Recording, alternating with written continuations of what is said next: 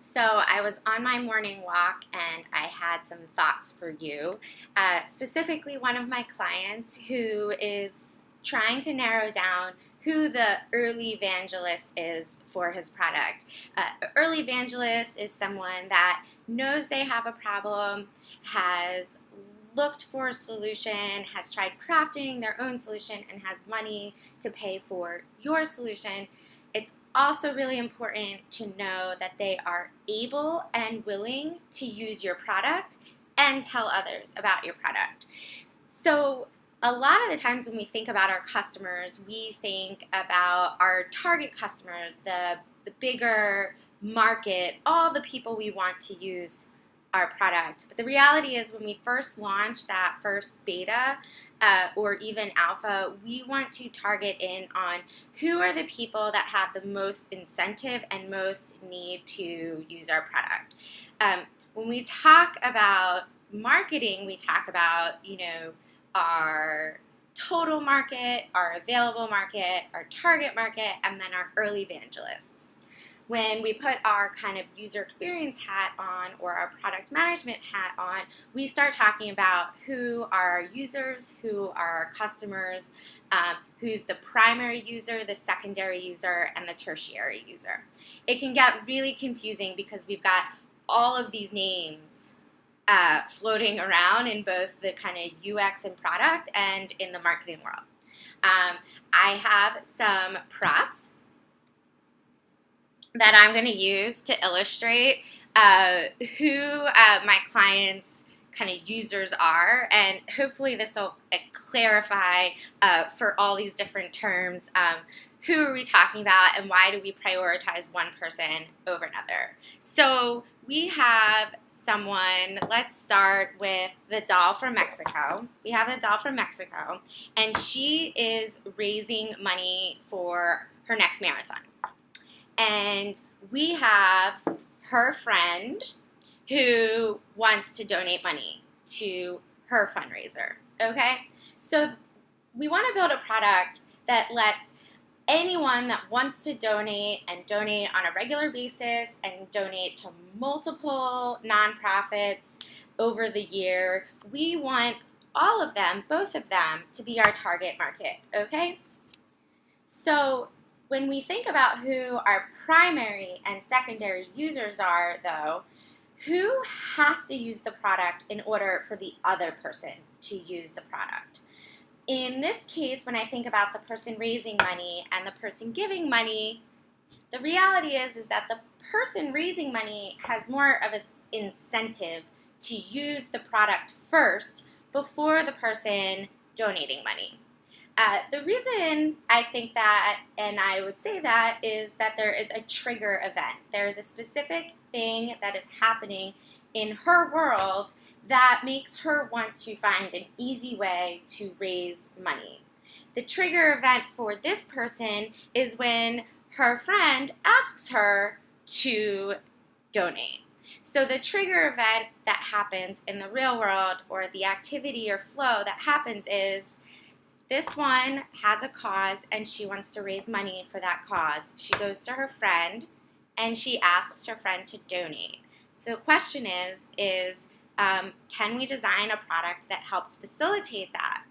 So I would say that she's your primary user, because if she's not using your platform, she's not using your platform, okay? So if you don't have this person using your platform, you're unlikely to just get this person, because this person doesn't have a real life trigger event.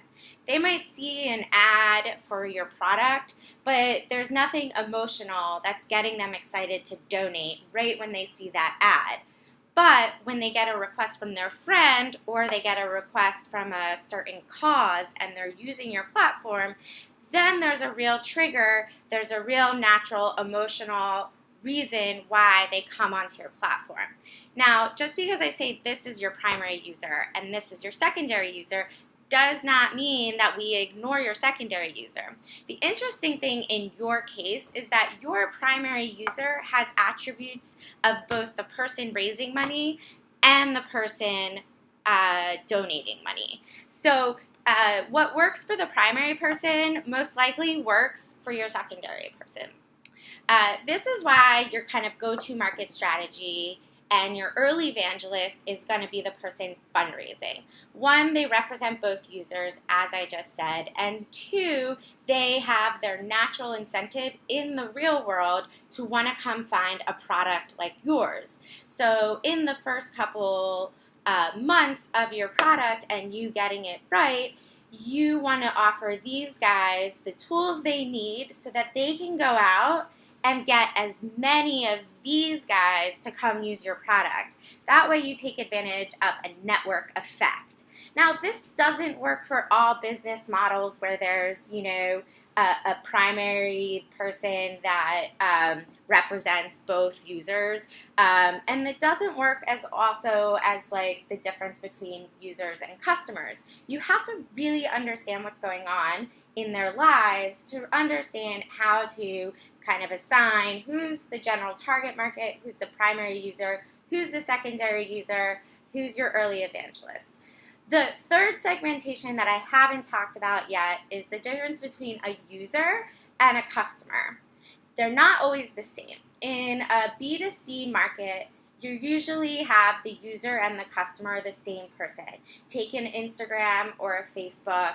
The person that's primarily using that product is also paying to use that product.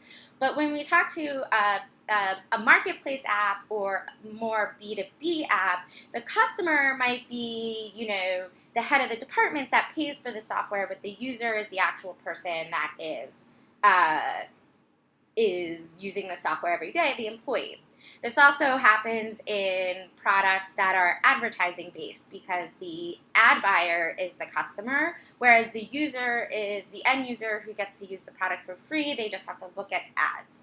In your platform, you have a third user. This one came from Morocco from my grandparents.